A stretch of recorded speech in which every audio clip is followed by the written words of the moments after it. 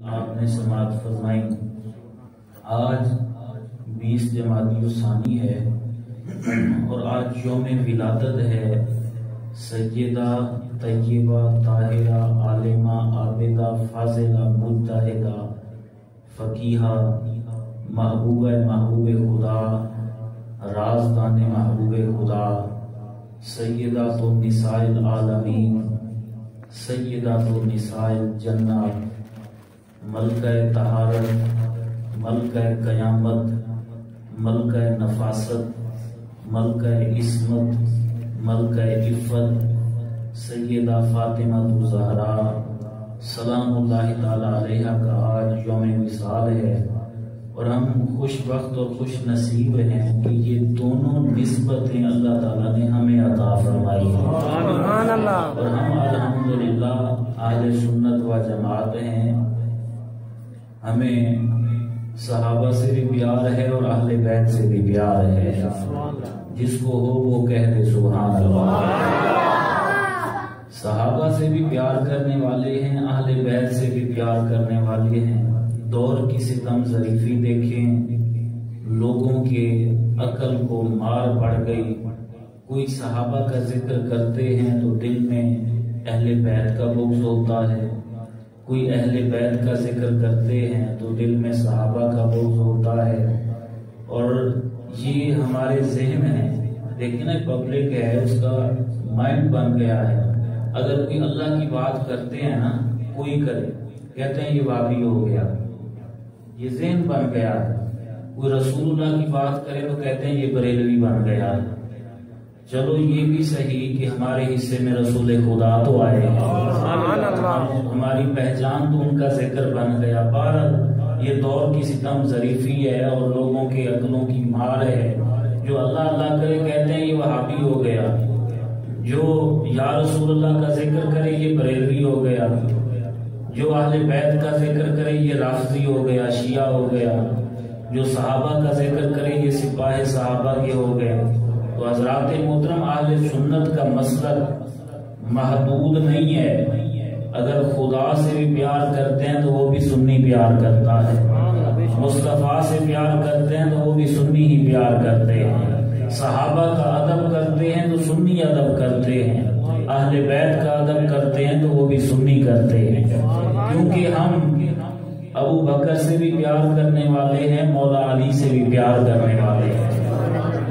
اب دیکھیں نا، کوئی ذکر صدیق اکبر کرتا ہے اور تقابل میں یہ اکثر محفلوں میں، کیونکہ ہم آتے جاتے رہتے ہیں، اکثر یہ ماحول دیکھا گیا ہے۔ اگر کسی نے لگوایا نا نعرہ تحقیق تو جواب دے دیا دینے والوں نے، اب دوسرا جو بندہ بیٹھا ہے اس نے نعرہ حیدری لگوانا ہے۔ تقابل میں، مقابلے میں اگر کسی نے نعرہ حیدری لگا دیا تو اس کے تقابل میں نعرہ تحقیق، حالانکہ دونوں نعرے ہمارے ہیں، صحابہ بھی ہمارے ہیں، اہل بیت بھی ہمارے ہیں، لیکن تقابل ان کا کرانا، یہ تقابل الشیء فی نفسہ ہی، جو کہ حرام ہے، ایک شے کا تقابل اسی شے سے کرانا۔ آپ دیکھیں، اگر ایک درخت ہو اور اس کی دو شاخیں ہوں، ایک شاخ سے پھل توڑ لیا جائے، پھر دوسری شاخ سے پھل توڑ لیا جائے، ان کا آپس میں مقابلہ کرانے والا کوئی پاگل ہی ہو سکتا ہے، کوئی مجنون ہی ہو سکتا ہے۔ میاں جڑ تو ایک ہے، درخت تو ایک ہے، شاخیں منقسم ہو گئی تو پھلوں کا مقابلہ کرا رہا ہے۔ اسی طرح جو اہل بیت اور اصحاب میں مقابلہ کرائے وہ کم ضرب بھی ہے، کم عقل بھی ہے، کیونکہ ان کی جڑ بھی ایک ہے، درخت بھی ایک ہے۔ جس سے اہل بیت نے فیض لیا، جس سے صحابہ نے فیض لیا، وہ ایک ہی جڑ ہے، جو کوئی دنیا دار نہیں ہے، مدینے کا تاجدار ہے۔ صحابہ نے بھی حضور سے فیض لیا، اور اسی لیے ہم ابو بکر سے بھی پیار کرتے ہیں، مولا علی سے بھی پیار کرتے ہیں۔ آپ دیکھیں نا، سیدہ طیبہ طاہرہ عالمہ عابدہ مجتہدہ سیدہ ام المومنین عائشہ صدیقہ رضی اللہ تعالی عنہ فرماتی ہیں، میرے ابا جان حضرت ابو بکر صدیق جس محفل میں بیٹھے ہوتے، اگر اس محفل میں مولا علی بیٹھے ہیں تو وہ ان کے چہرے کی زیارت ہی کرتے رہتے، ان کے چہرے کو تکتے تھے. کہتے ہیں ایک دن گھر آئے, میں نے پوچھ لیا, میں نے کہا ابا جان آپ جب محفل میں بیٹھے ہوتے ہیں آپ صدیق اکبر کے چہرے کو ہی دیکھتے رہتے ہیں, ان کے چہرے کو ہی تکتے رہتے ہیں. آپ نے فرمایا بیٹی تو نے رسول خدا کا یہ فرمان نہیں سنا, النظر الی وجہ علی عبادت, کہ علی کا چہرہ دیکھنا بھی عبادت ہے.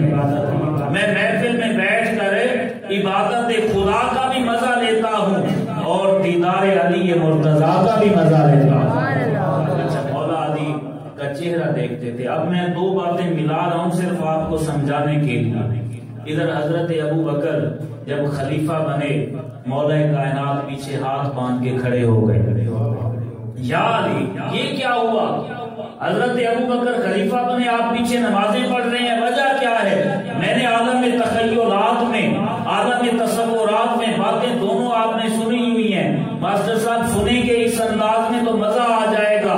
میں نے عالم تخیلات میں پوچھا, اے ابو بکر صدیق وجہ کیا ہے؟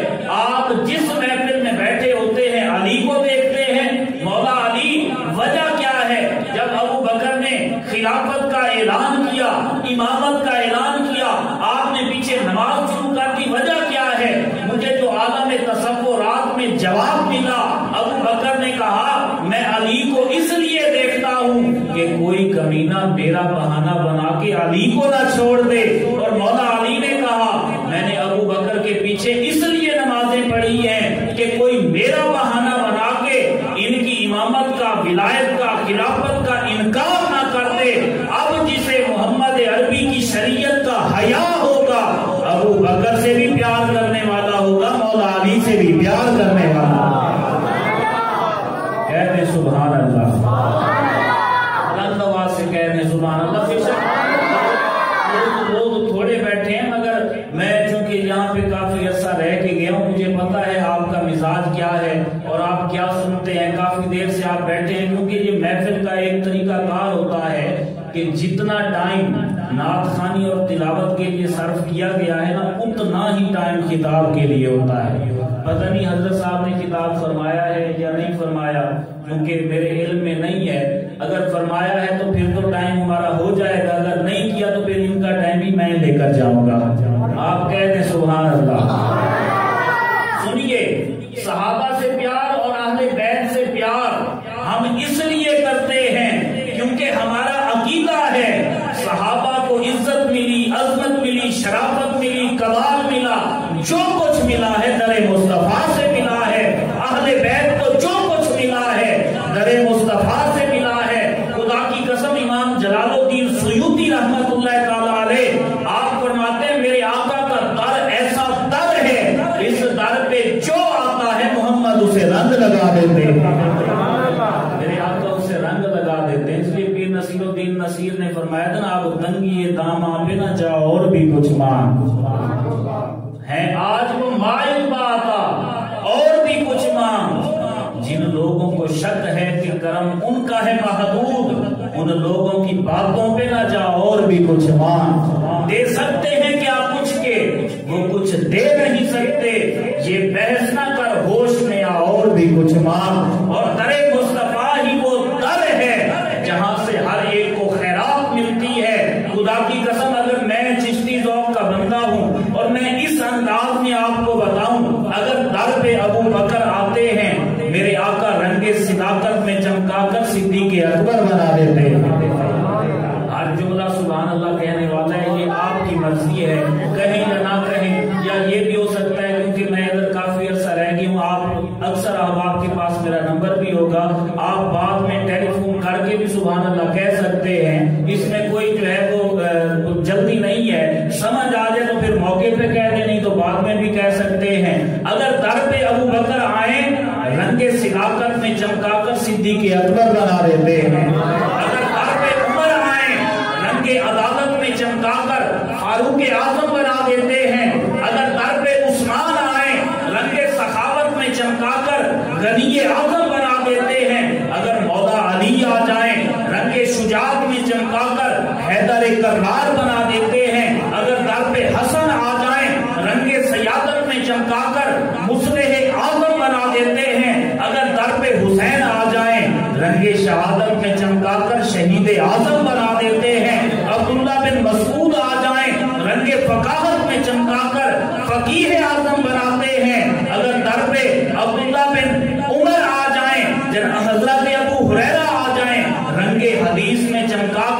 محدث اعظم بنا دیتے ہیں، عبداللہ بن عباس آ جائیں رنگ تفسیر میں چمکا کر مفسر اعظم بنا دیتے ہیں۔ خدا کی قسم یہ وہ در ہے جس طرف چشم محمد کے اشارے ہو گئے، جتنے ذرے سامنے آئے سب ستارے ہو گئے۔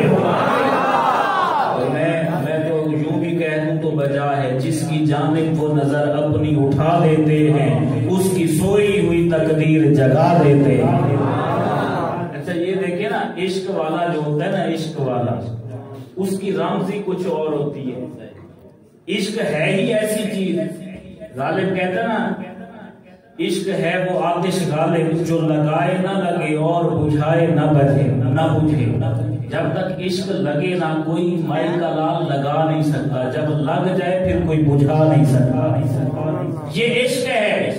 اے مرس عشق دا وکھرا ہے، کمزور تو جھلیا نہیں جاتا، اینو نظراں نال شفا ملتی، نبضاں تو پھڑیا نہیں جاتا۔ یہ عشق ہے ہی ایسی چیز، یہ محبت ہے ہی ایسی چیز، یہ جب لگ جائے اندر، آپ دیکھیں آنکھ جب لگ جاتی ہے تو پھر آنکھ کہاں لگتی ہے؟ آنکھ لگ جائے تو پھر آنکھ کہاں لگتی ہے؟ عشق والوں کے لیے نیند حرام ہوتی ہے۔ یہ عشق جو ہے جب دل میں سما جاتا ہے تو پھر اسے اپنے معشوق، اپنے محبوب، اپنے مطلوب، اپنے مقصود کے علاوہ کوئی نظر ہی نہیں آتا۔ خدا کی قسم اس کائنات میں صحابہ کو عاشق ہیں، اہل بیت کو عاشق ہیں، جن کو عشق میں بس یا خدا نظر آتا ہے یا مدینے والا مصطفیٰ نظر آتا ہے۔ اس لیے جس کی جانب وہ نظر اپنی اٹھا دیتے ہیں اس کی سوئی ہوئی تقدیر جگا دیتے ہیں۔ تخت کیا چیز ہے، لال و جواہر کیا ہے، عشق والے تو خدائی بھی لٹا دیتے ہیں۔ یہ عشق والوں کی باتیں ہیں۔ اور حضرت ابو بکر صدیق رضی اللہ تعالیٰ عنہ عاشقوں کے امام ہیں۔ جو عاشق ہے وہ اس جملے پہ تو سبحان اللہ ضرور کہیں، وہ عاشقوں کے امام ہیں۔ اور آج میں آپ کو یہ بھی بتاتا چلوں، حضرت ابو بکر صدیق رضی اللہ تعالیٰ عنہ وہ ہستی ہیں کہ جب حضور علیہ السلام اپنی مجلس میں تشریف فرما تھے، آپ نے پوچھا اینا ابو بکر، ابو بکر کہاں ہیں؟ اس مجلس میں حضرت ابو بکر نہیں تھے۔ آپ نے پوچھا، فوراً حاضر ہو گئے، فوراً آ گئے۔ اور یہ میرے آقا کا کمال ہے، تیرے منہ سے جو نکلی وہ بات ہو کے رہی، فقط اشارے میں سب کی نجات ہو کے رہی۔ تو نے کہا جو شب کو کہ دن ہے تو دن نکل آیا، تو نے کہا جو دن کو کہ شب ہے تو رات ہو کے رہی۔ یہ ہو ہی نہیں سکتا میرے آقا کی زبان اطہر و اقدس سے کوئی کلمہ نکلے اور وہ پورا نہ ہو سکے۔ حضرت عبداللہ بن عمر راوی ہیں، فرماتے ہیں کہ نبی کریم تشریف فرما تھے اور آپ کی چاہت یہ تھی کہ فلاں صحابی خیسمہ اس کا نام تھا، کہ آپ نے اس کو طلب فرمایا اور وہ تھا نہیں۔ جب پتہ کیا گیا تو وہ مدینہ سے باہر گئے ہوئے تھے۔ آپ بڑی توجہ طلب ہے، سننے والی ہے، آپ دیکھنا، خیسمہ صحابی ان کو طلب کیا، وہ مدینہ سے باہر ہیں۔ حضور نے طلب فرمایا، وہ ان کے گھر سے پتہ چلا 3 دن ہو گئے ہیں، وہ مدینہ سے شہر سے باہر گئے ہوئے ہیں اور آنا بھی نہیں ہے، تجارت کے معاملے میں گئے ہوئے ہیں۔ حضرت عبداللہ بن عمر فرماتے ہیں گھوڑ سوار سامنے آیا، دور سے جب سامنے آیا نا تو پہچان نہ ہو سکی کون ہے۔ جب وہ قریب آیا نا تو گھوڑا جب چلتا ہے نا تو اس کے قدموں سے مٹی اٹھتی ہے، گرد غبار اٹھتا ہے۔ جب وہ غبار اٹھا نا تو اس کا چہرہ مزید جو ہے اس غبار میں چھپ گیا، پہچان نہ ہوئی۔ جب وہ چھپا میرے آقا نے فرمایا کون ابا خیسمہ، اے گھوڑے والے ابو خیسمہ بن جا۔ کہتے ہیں جب وہ قریب آیا تو وہی صحابی تھا جسے حضور طلب فرما رہے ہیں، وہی صحابی تھا جسے میرے آقا طلب کر رہے تھے۔ یہ میرے آقا کے کلمات کا کلام ہے، کمال ہے، کلام کا کمال ہے، کیونکہ یہ زبان عام زبان نہیں ہے، اس کا ہر جملہ خدائی جملہ ہے، ہر کلمہ خدائی کلمہ ہے، ہر لفظ خدائی لفظ ہے، ہر حرف خدائی حرف ہے۔ یہ جو بولتے ہیں وہ وحی الہی ہوتا ہے، اس لیے رب نے کہا کہ میں بولنے سے پاک ہوں، اگر میرا کلام سننا چاہتے ہو آ جاؤ مدینہ پاک میں، در مصطفیٰ پہ آ جاؤ، محمد جلی کا بولنا. اسی لیے آپ جو کلمات زبان سے ارشاد فرماتے ہیں پورے ہوتے ہیں. آئینہ ابو بکر کہاں ہیں؟ محفل میں موجود نہیں تھے، جب آواز گئی تو فوراً حاضر ہو گئے. اچھا یہ میں آپ کو بتاتا چلوں جنگ خیبر کی. آپ میں سے ماشاءاللہ حاجی رفیع صاحب بیٹھے ہیں، بزرگ ان کی عمر کے، یہ سارے جانتے ہیں اس واقعے کو کہ قلعہ جو ہے وہ فتح نہیں ہو رہا تھا، اور حضور نے اعلان کیا کل میں اسے جھنڈا دوں گا جو اس قلعے کو فتح کرے گا. لَأُوتِيَنَّ الرَّايَةَ غَدًا رَجُلًا یفتح اللہ علیہ، کہ اللہ نے جسے فاتح بنایا ہے. اب مولا علی مقام خیبر میں تھے ہی نہیں.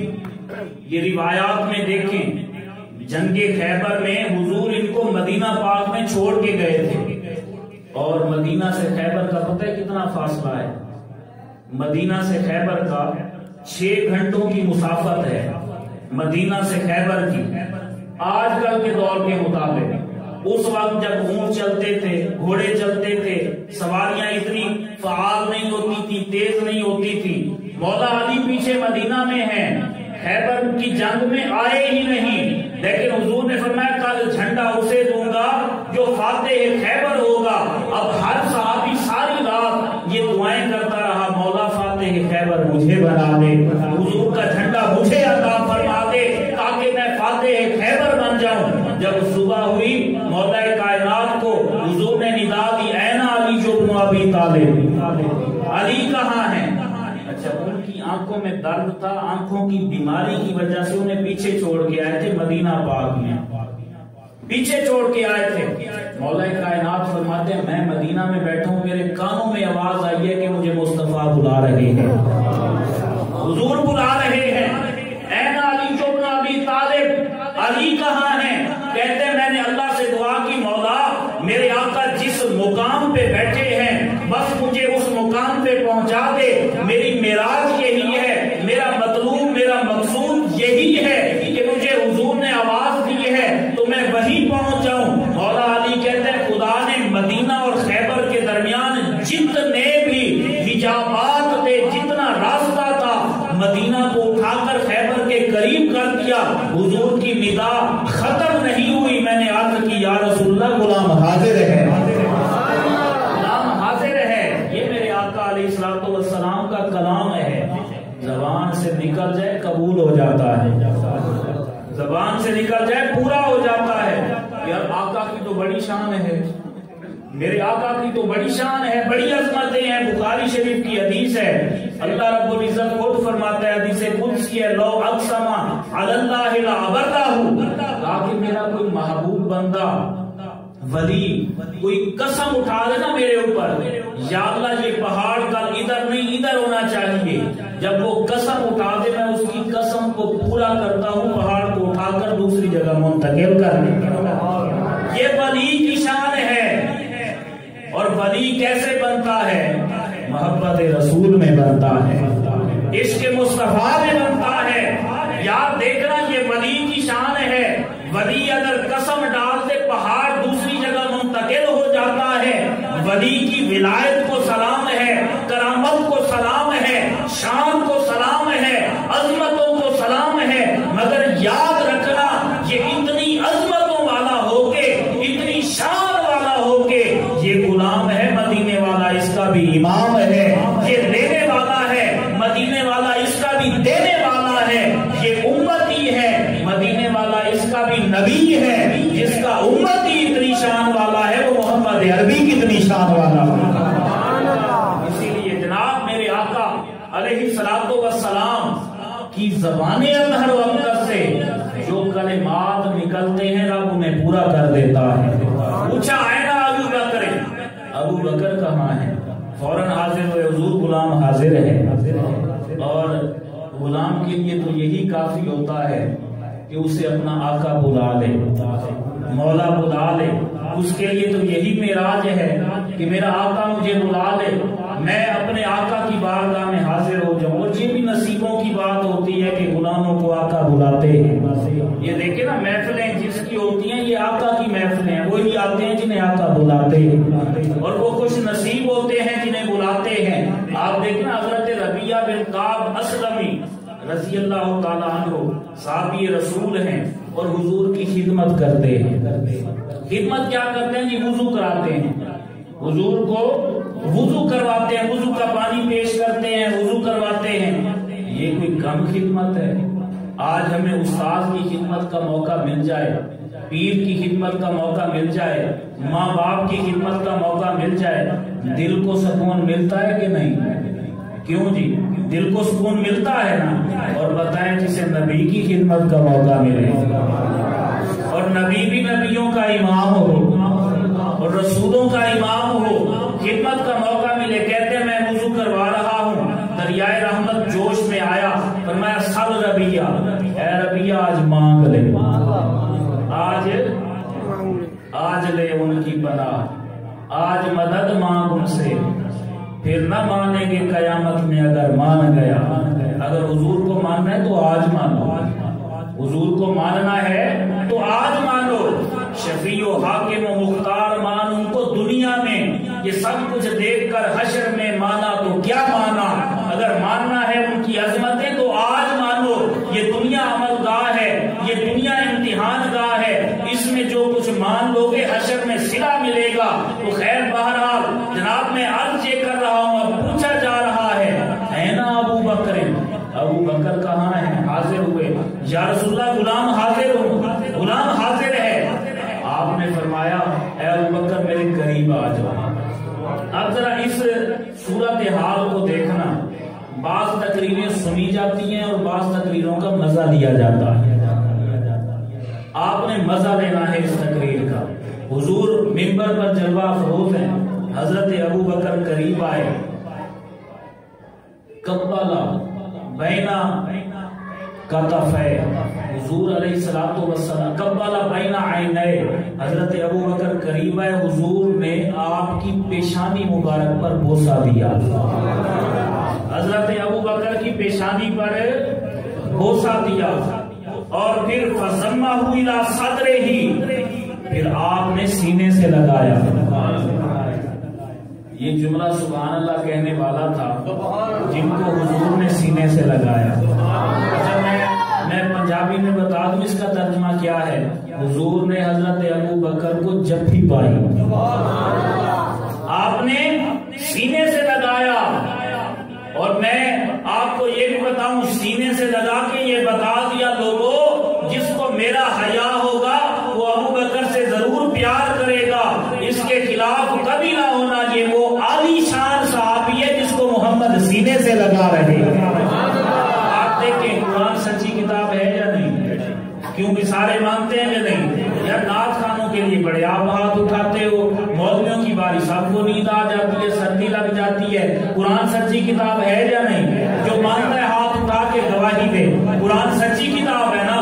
قرآن مجید میں اللہ رب العزت فرماتا ہے لا اقسم بہذا البلد، کا اے حبیب تو اس شہر مکہ میں آیا ہے، مجھے اس شہر کی قسم ہے۔ اچھا شہر کی قسم، پھر لوگوں نے اپنی اپنی آراء دی، رائے دی، کسی نے کہا جی اس میں کعبہ ہے اس وجہ سے قسم اٹھائی گئی ہے، کسی نے کہا جی حدیم ہے، مقام ابراہیم ہے، حجر اسود ہے، مینا ہے، مزدلفہ ہے، عرفات ہے، یہ متبرک مقامات ہیں، صفا ہے، مروہ ہے، اس وجہ سے قسم اٹھائی گئی۔ خدا کی قسم یہ سارے مقامات حضور کی آمد سے پہلے بھی تھے، مکہ تشریف لانے سے، پیدا ہونے سے پہلے بھی کعبہ بھی تھا، حدیم بھی تھا، مقام ابراہیم بھی تھا، صفا، مروہ، مزدلفہ، مینا، عرفات، یہ سارے مقامات تھے، مگر قسم نہیں تھی، نہ تورات میں قسم، نہ انجیل میں قسم، نہ زبور میں قسم۔ اب قرآن میں قسم ہے، یا اللہ کیا کعبہ کی وجہ سے قسم ہے، ان مقامات کی وجہ سے قسم ہے؟ فرمایا نہیں نہیں، قسم ان مقامات کی وجہ سے نہیں ہے، اگر میں نے قسم کا ذکر کیا ہے تو محمد عربی کے آنے کی وجہ سے کیا ہے۔ اچھا کیوں؟ حضور تشریف لائے، پیدا ہوئے مکہ میں، آپ کے قدموں کے نیچے جو مٹی آئی نا رب نے اس کی قسمیں اٹھائی، قدموں کے نیچے آنے والی مٹی کی قسمیں، یار جو حضور کے قدموں کے نیچے آنے والی مٹی سے اتنا پیار کرتا ہے تو اس ابو بکر سے کتنا پیار کرتا ہوگا جسے میرے آقا نے سینے سے لگایا ہے۔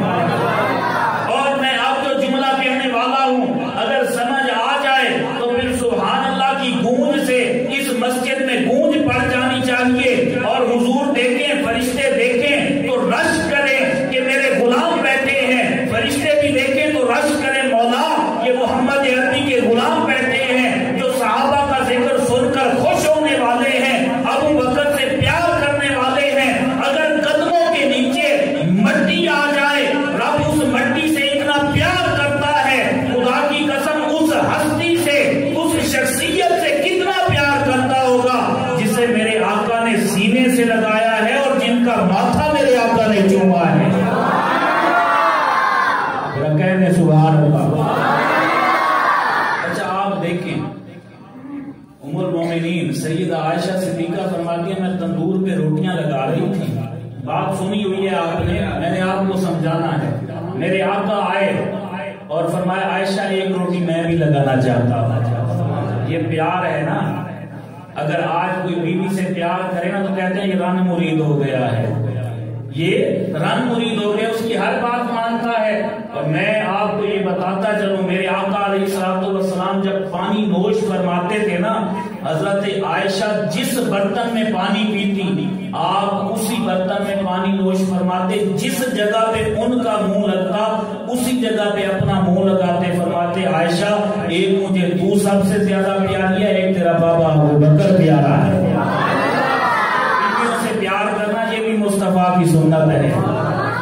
آپ دیکھیں نا ہمیں رن مرید کے تانے ملتے ہیں، اس لیے تو ہم دوسری شادی نہیں کر سکتے، معاشرے کی سکم ظریفی ہے نا، تو اسی لیے آپ دیکھیں آپ حضور کی سنت سمجھ کے پیار کریں، پھر اللہ تعالیٰ دیکھیں کیسے رحمتوں کے دروازے کھولتا ہے۔ تو میں آج یہ کروں حضرت محترم حضرت ابو بکر صدیق رضی اللہ تعالیٰ عنہ وہ شخصیت ہیں جسے میرے آقا نے سینے سے لگایا ہے، جن کے ماتھے کو میرے آقا نے چوما ہے۔ اور میرے آقا تندور پہ روٹی لگانے کے لیے آئے، فرمایا عائشہ ایک روٹی میں بھی لگانا چاہتا ہوں، آپ نے ہاتھ لگایا، ام المومنین فرماتی ہیں سارا دن وہ روٹی تندور میں کھڑی رہی مگر آگ نے اس پر اثر ہی نہیں کیا، وہ پکی ہی نہیں۔ میں نے آقا سے پوچھا یا رسول اللہ روٹی تو شام ہو گئی، وہ جو آپ نے لگائی تھی ویسے آٹے کا آٹا کھڑا ہے۔ میں عائشہ جسے میرا ہاتھ لگ جائے آگ اس پر کیسے اثر کر سکتی ہے، آگ اسے کیسے جلا سکتی ہے؟ یار اگر آٹے کو میرے مصطفیٰ کا ہاتھ لگ جائے سارا دن آگ میں پڑا رہے آگ اثر نہ کرے، اس ابو بکر کی شان کیا ہے جس کا ماتھا بھی چوم رہے ہیں، جسے سینے سے بھی لگا رہے ہیں۔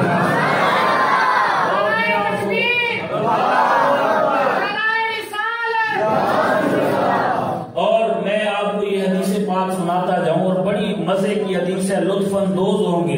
سئل النبی صلی اللہ علیہ وسلم عن لواء الحمد قال ثلاثۃ شقاق، میرے آقا سے پوچھا گیا یا رسول اللہ جو قیامت کے دن آپ کو جھنڈا دیا جائے گا وہ جھنڈا کیسا ہوگا؟ جس کے نیچے ہم نے جمع ہونا ہے، جس نے جمع ہونا ہے وہ کہہ دے سبحان اللہ۔ آپ دیکھیں نا آج پی ٹی آئی والے ان کے جھنڈے کے نیچے جاتے ہیں، نون والے ان کے جھنڈے کے نیچے جاتے ہیں، ہر بندہ ان کے جھنڈے کے نیچے جاتا ہے۔ ہمارا تو جھنڈا بھی مصطفیٰ جھنڈا ہے، ہماری تو پارٹی بھی مصطفیٰ پارٹی ہے۔ تو حضرات محترم اس دن اس جھنڈے کے نیچے ہم نہیں ہوں گے، انبیاء بھی اسی جھنڈے کے نیچے ہوں گے، اولیاء بھی اسی جھنڈے کے نیچے ہوں گے، اہل بیت بھی اس جھنڈے کے نیچے ہوں گے، اصحاب بھی ان جھنڈے کے نیچے ہوں گے، سارے کاملین اغواس اوتاد نجبات نقبا مومنین صالحین متقین سارے اس جھنڈے کے نیچے آگے یہ بتائیں گے آج بچے گا وہی، جنت میں وہی جائے گا جو مصطفیٰ کے جھنڈے کے نیچے آ جائے گا۔ وہ جھنڈا کیسا ہوگا؟ جس جھنڈے کے نیچے ہم نے جانا ہے وہ کیسا جھنڈا ہوگا؟ میرے آقا نے فرمایا ثلاثۃ شقاق، اس کے 3 حصے ہوں گے. کتنے حصے؟ 3 حصے. فرمایا مکتوب من الشقۃ الاولی، پہلا جو حصہ ہے اس پر کیا لکھا ہوگا؟ بسم اللہ الرحمن الرحیم، الحمدللہ رب العالمین، الرحمن الرحیم، مالک یوم الدین، ایاک نعبد و ایاک نستعین، اہدنا الصراط المستقیم، صراط الذین انعمت علیہم غیر المغضوب علیہم ولا الضالین. من الشقۃ الثانیہ مکتوب لا الہ الا اللہ محمد رسول اللہ. مکتوب علی الشقۃ الثالثہ ابو بکر الصدیق و عمر الفاروق و عثمان ذو النورین و علی الرضا و فی روایت اخری و علی المرتضی.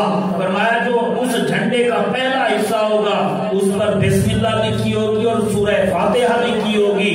جو جھنڈے کا دوسرا حصہ ہوگا اس پر لا الہ الا اللہ محمد الرسول اللہ لکھا ہوگا. فرمایا جو تیسرا حصہ ہوگا اس پر میرے یاروں کے نام ہوں گے، ابو بکر کا نام بھی ہوگا، عمر کا نام بھی ہوگا، عثمان کا نام بھی ہوگا، مولا علی کا نام بھی ہوگا. اس جھنڈے کا مطلب کیا ہے؟ اس جھنڈے کا مقصد کیا ہے؟ کہ آج اس جھنڈے کے نیچے وہی آ سکتا ہے جو ابو بکر سے بھی پیار کرتا ہے، عمر سے بھی پیار کرتا ہے، عثمان غنی سے بھی پیار کرتا ہے، مولا علی سے بھی پیار کرتا ہے. لیکن فرشتے بڑے تیز ہیں، فرشتے بڑے نباز ہیں. قرآن مجید میں سورہ زمر میں اللہ تعالیٰ نے ارشاد فرمایا کہ قیامت کے دن 2 جلوس ہوں گے. کتنے جلوس؟ 2 گروہ، 2 جلوس. جہنمی جہنم میں جائیں گے تو جلوس کی شکل میں جائیں گے، جنتی جنت میں جائیں گے تو جلوس کی شکل میں جائیں گے.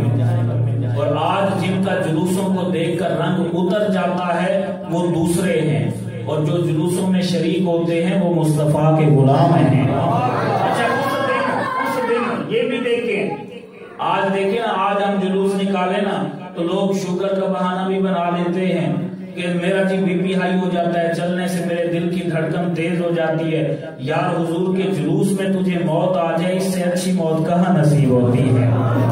حضور کے جلوس میں تیرا کام تمام ہو جائے تو اس سے اچھا مرنا، اس سے اچھا خاتمہ کہاں مل سکتا ہے؟ آج جو شریک نہیں ہوتے اس دن جب جہنمی جہنم میں جا رہے ہوں گے جلوس کی شکل میں تو وہ جنت کی جلوس میں گھسنے کی کوشش کریں گے کہ آج کیونکہ یہ جنت کی طرف جا رہا ہے ہم گھس جائیں. فرشتے بڑے تیز ہیں، بڑے MBBS ہیں. اسی وقت وہ نفس دیکھ لیں گے کہ یہ دنیا میں جناب جلوس کو بدعت کہتا تھا، جلوس کو شرک کہتا تھا، فوراً نکالیں گے، کہیں گے میاں آج اس جلوس میں وہی شریک ہو سکتا ہے جو دنیا میں جلوس میں آتا تھا. یہ عام جلوس نہیں ہے. اور قرآن نے فرق بیان کیا ہے ان 2 جلوسوں کے درمیان. جو فرق ہوگا وہ کیا فرق ہوگا؟ دیکھنے میں دونوں ایک طرح کے لگیں گے، جہنم والا بھی اسی طرح کا، جنت والا بھی اسی طرح کا. جناب جو جنتی جلوس ہوگا قرآن نے کہا ہے سلام علیہ، جو جنتی جلوس ہوگا وہ مصطفیٰ پر درود و سلام کرتا ہوا جائے گا.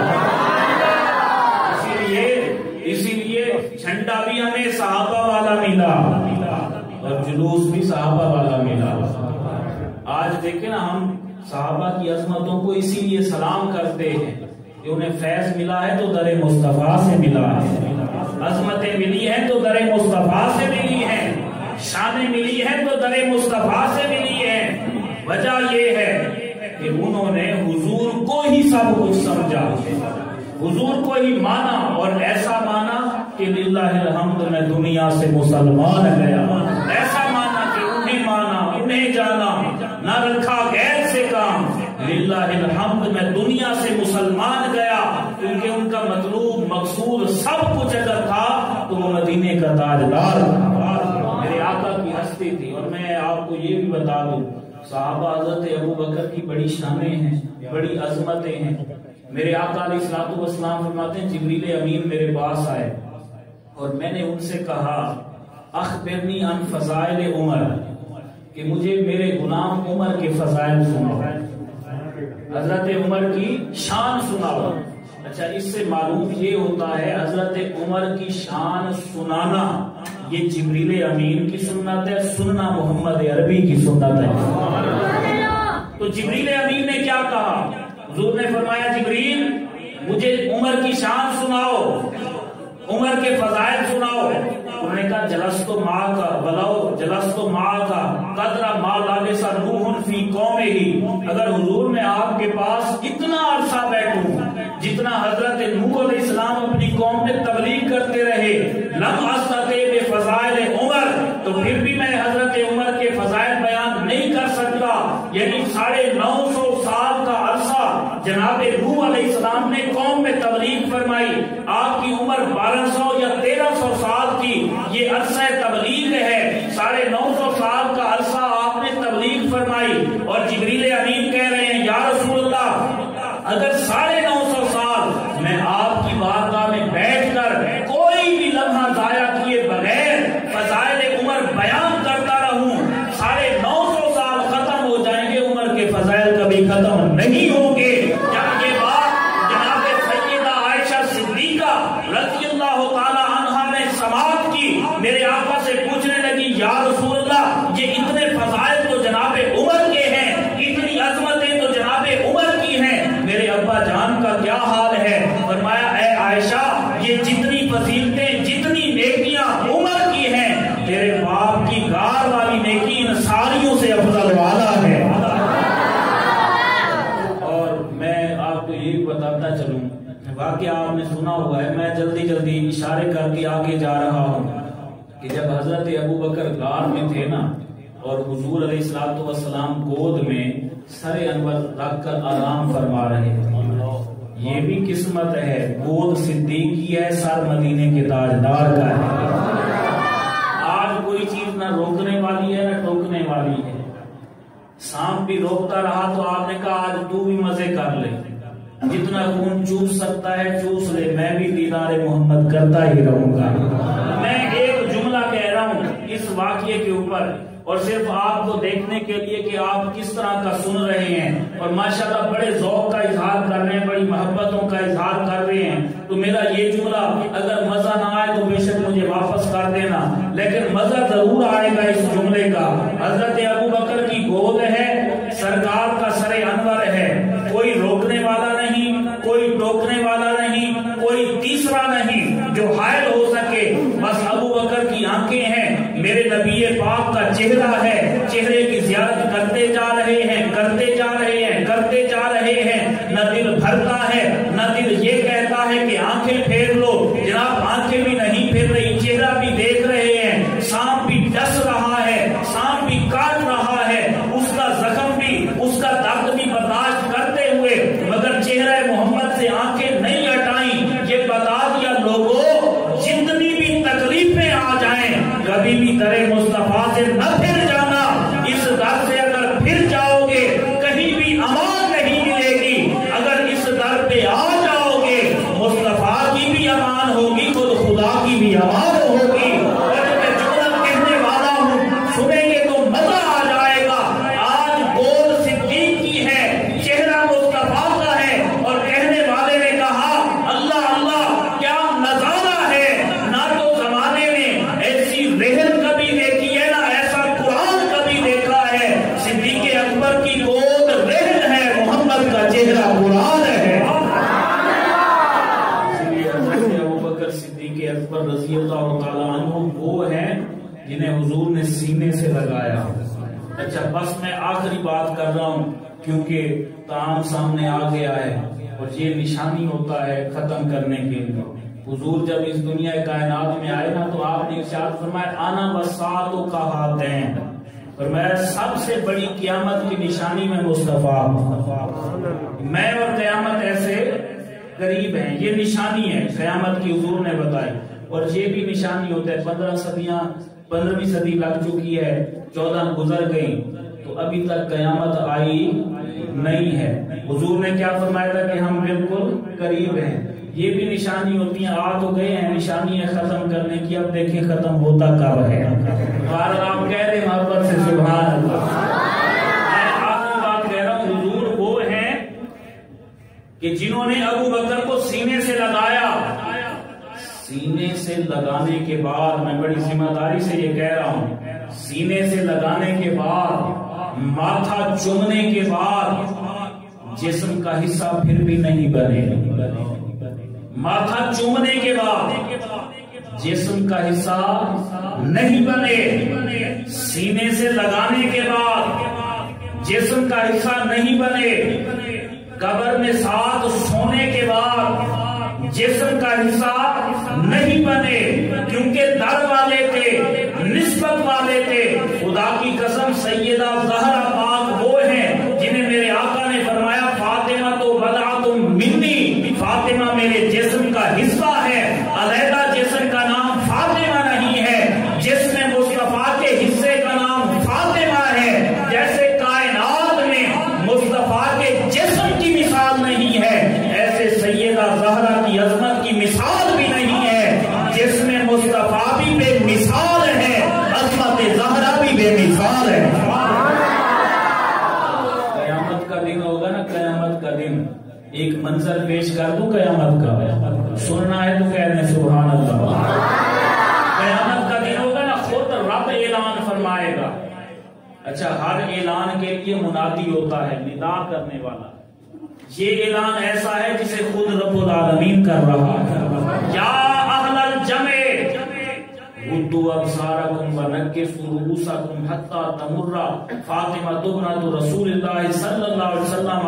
اے محشر میں جمع ہونے والے سب لوگ اپنی آنکھیں جھکا لو، اپنی نظریں نیچے کر لو، سروں کو جھکا لو۔ انبیاء ہیں، جلیل القدر پیغمبر ہیں، اولو العزم رسول ہیں، یا رسول اللہ ہم بھی نیچے کر لیں؟ فرمایا تم بھی نظریں جھکا لو، صحابہ بھی جھکا لیں، سارے جھکا لیں۔ یا اللہ وجہ کیا ہے؟ فرمایا تمہیں پتہ نہیں ہے محمد کی بیٹی کا گزر ہونے والا ہے۔ شارحین نے لکھا کہ اس دن سر کس لیے جھکوائے جائیں گے؟ ادب تو ہے، احترام تو ہے، ایک اور وجہ بھی شارحین نے لکھی ہے، سنیں گے تو بڑا لطف آئے گا۔ اللہ تعالیٰ نے اس لیے سر جھکائے ہیں سب کے، فرمایا اگر اس دن میں دیکھنے دوں کہ فاطمہ کا گزر ہونے والا ہے، سواری پر سوار ہوں گی، 70,000 حوروں کا جھرمٹ ہوگا، اسی میں جنت میں داخل ہو جائیں گی، بجلی کی کڑک کی طرح، برق کی طرح گزر جائیں گی۔ فرمایا اگر میں آنکھیں نہ جھکواتا، سر نیچے نہ کرواتا، قاتلین حسین جنہوں نے امام حسین کو شہید کیا، اگر وہ آ جاتے کہ ہمیں معاف کر دیں، ہمیں معاف کر دیں، تو فرمایا فاطمہ کی یہ عادت ہی نہیں ہے کہ کوئی معافی مانگے اور اسے معاف نہ کرے، تو پھر قاتلین کو چھوڑنا پڑے گا۔ مگر میں رب ہو کر یہ چاہتا نہیں ہوں کہ حسین کے قاتلین کو معاف کیا جائے، اس لیے آنکھیں جھکا کر کسی کو پتہ ہی نہیں چلے گا۔ بجلی کے کڑک کی طرح ساری بیویوں کی عظمت کو سلام ہے۔ سیدہ آمنہ جو موسنہ کائنات ہیں، سیدہ خدیجہ الکبریٰ کی عظمت کو سلام، سیدہ آمنہ کی عظمت کو سلام، آسیہ کی عظمت کو سلام، حوا کی عظمت کو سلام۔ مگر کسی کے لیے قیامت کے دن سواری نہیں آئے گی، اگر سواری آئے گی تو فاطمہ الزہرا کے لیے آئے گی، سوار ہو کر گزر جائیں گی۔ اور فرمایا سیدہ تو نساء الجنہ، یہ جنتی عورتوں کی سردار ہے۔ اچھا، فاطمہ تو بضعۃ منی، فاطمہ میرے جسم کا ٹکڑا ہے۔ حضرت ابوبکر سینے سے لگے، سینے کا حصہ نہیں بنے، ماتھا چوما مگر حصہ نہیں بنے، سیدہ زہرا جسم کا حصہ ہے۔ اچھا، جب مومن کی روح قبض ہوتی ہے نا، چلو اب آخری بات یہ ہے، آپ اس کو سمجھ لیں تو آپ کو مزہ ہی آ جائے گا۔ جب کسی بھی مومن کی روح قبض ہوتی ہے، اللہ تعالیٰ فرشتے سے فرماتے ہیں اس کو اعلیٰ مقام پہ رکھو۔ اور بہار شریعت میں آپ پڑھیں کہ جب کافر کی، ہندو کی، یہودی کی یا کسی کی بھی روح قبض ہوتی ہے، کسی کی روح کو پاتال کی 7ویں تہ میں قید کر دیا جاتا ہے، کسی کو مندر کے ساتھ باندھ دیا جاتا ہے، کسی کو گردوارے میں لٹکا دیا جاتا ہے۔ یہ مختلف کیفیات ہیں روحوں کی۔ جب مومن کی روح نکلتی ہے نا، اللہ فرماتا ہے یہ مومن ہے، یہ ایمان والا ہے۔ اور تمہیں پتہ ہے ایمان کس شے کا نام ہے؟ حضور کی محبت کا نام ہے۔ اتنی محبت مصطفیٰ ہے تاکہ اس کو اعلیٰ مقام پہ رکھو۔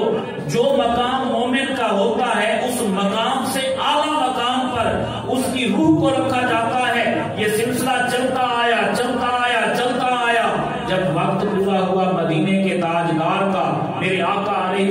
वसल्लम जब इस दुनिया से जाने की तैयारी कर रहे थे, जनाब इजराइल आ गए रूह को कब्ज करने के लिए। रूह कब्ज हो गई और कहा या अल्लाह अब बताओ ये मुस्तफा की रूह है, इसे कहाँ रखूं?